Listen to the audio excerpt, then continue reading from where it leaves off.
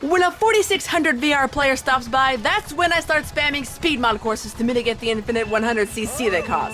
Doing 100cc for 3 straight hours is not fun, so I'm gonna keep picking speed mods until he finishes his session, much to the dismay of some players who have already decided they're not going to do well here. It's their loss.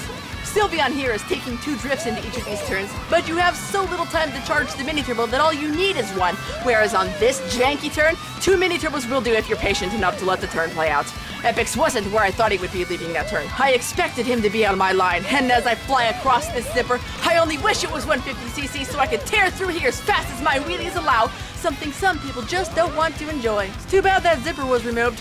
You have plenty of places to destroy your opponent, and you squander the POW on a straight. Maybe you've forgotten you were once the victim of a speed mod POW to recall the kind of wreckage you could have mastered. I'm gonna compound that fib up here with a well-timed green so that it's impossible for second place to get through. You're best served by aiming for the person directly behind you so you can create a blue shell cushion. Hitting 3rd place is bad aim. Whoops, mental lapse. I sometimes forget where I am and paid for it with a very slow way of compensating. The thing that sucks about that shock is it ruined my favorite turn. I'd rather take it at full speed to enjoy the tactile satisfaction of snapping out fast wheelies. Another POW seemingly brought to you by the power of impulse. It prevented me from dodging the blue with a mini turbo, and now I gotta hope I avoid launch via Alex and Ende, who pose a decent challenge with their skill level now that they've escaped purgatory. Big Blue tends to favor frontrunners, yet given how close they are, I have some expectation of surpassing them if I play my cards right. Ende's immediate backspam habits prepare me to look for them behind the upcoming turns. Combine that with knowing Fulmore's gonna shoot me, I use sound to steer away from their greens, but disorientation sets in, and it's pure luck that it didn't smack into any of that. My sooner resize is guaranteed to give me an edge over second place, but the sight of a mushroom tells me to wait until he resizes before using it. That way I blow past Alex and Ende at full speed while they're still slow and small. The power of a single mushroom is often overlooked. Alex only has front-running items, making me very secure in my ability to finish the race without worry of being redded. I expect Alex may get a mushroom, but he just wasn't lucky enough to pull one. One race isn't enough. Round 2! Kick the tires and light the fires. Astrostar is ready for flight! The moire effect hid the boost strips. Even if there were boxes, I'm more interested in smashing buttons through these turns. The enjoyment is palpable.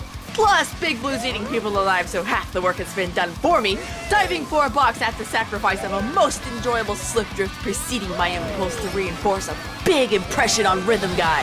Nothing but regret fires right back as I'm made to lay off wheelies so I don't wreck from going too fast around my favorite turn, using this zipper to race against dynamite that absolutely annihilates us. That is one hell of a target POW, nailed almost everyone! Seriously, he'll be back. Compose yourself, Mozart. Losing that line battle made me miss a lot of boost strip in favor of not bobbing around at the end of it. I see boxes for the taking, but lines are gonna get me to my destination a whole lot more quickly than pulling a green shell or turning on a straight. What we have is a backspammer in the lead. All I have to do is keep that in mind, and I'll never hit his trap, and the person who POW'd will never succeed. Nah, success goes to whoever swings around the blue like a comet around the sun. I was hoping he'd fail the dodge. Turn got him good, and what a way to slip into first!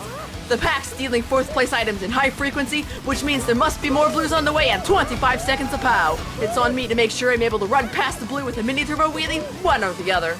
Gee, it's getting lonely up here. Where you at, Daisy? I thought you were fast.